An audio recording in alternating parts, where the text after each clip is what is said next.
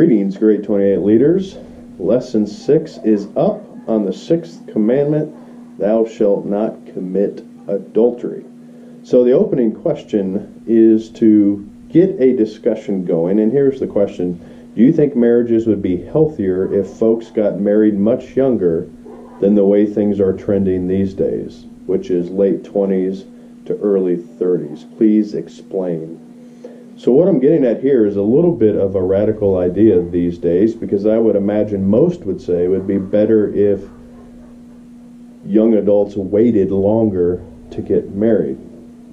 But I'm beginning to wonder if getting married younger, much younger, is preferred, particularly as it relates to sexual purity and remaining sexually pure until marriage.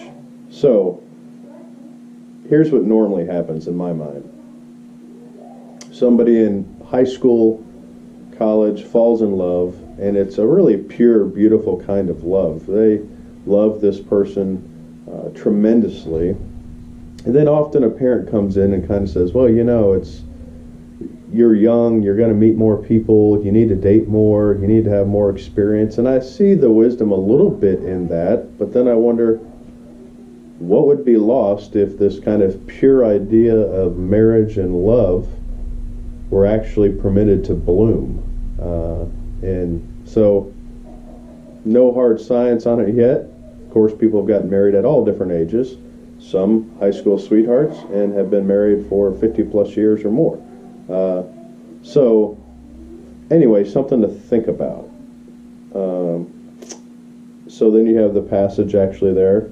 What things does a parent emphasize their child do prior to getting married? So here I'm looking for people to name all sorts of things that they consider to be maybe not more significant, but a greater priority than getting married. And I think we need to really change that. I think far more important than the school my daughter chooses to go to for college, if she decides to go, is the marriage partner she chooses.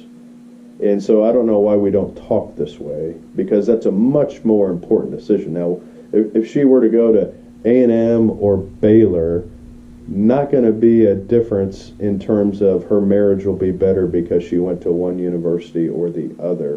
And so I think there's some discussion here, and I hope that it kind of comes out a little bit.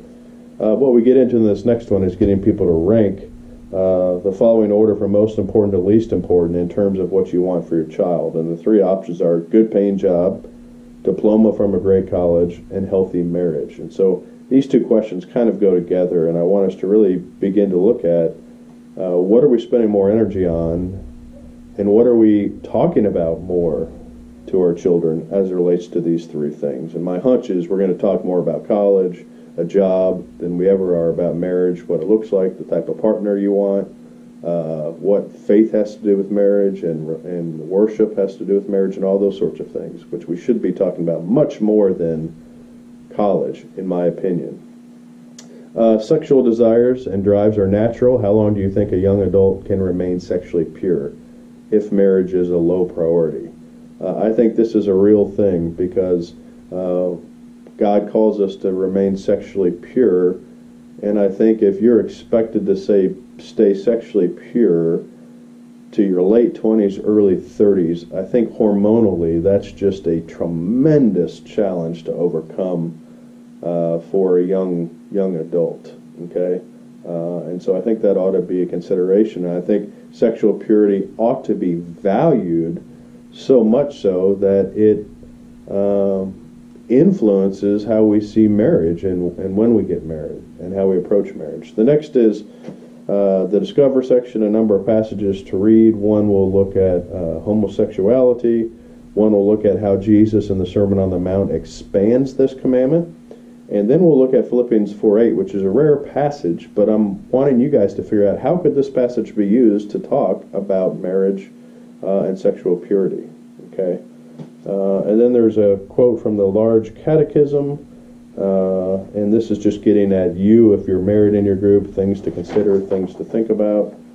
Then another passage, Matthew 19. Some are created as eunuchs or made eunuchs, and Jesus kind of talks about this a little bit in connection with marriage. And then I want you to look at 1 Corinthians 7, 1 through 7, and look for how Paul describes the situation he finds himself in, and how he looks at it as a spiritual gift. Okay, so if you're going to remain single and chaste, then it is the result of a spiritual gift. Apart from having that spiritual gift, it's just simply not going to be possible for a person to do.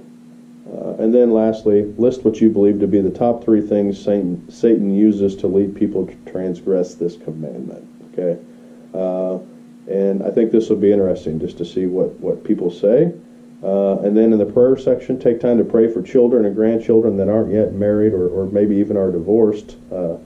Pray for the kind of a right orientation and thinking toward marriage and looking for a spouse and sexual purity.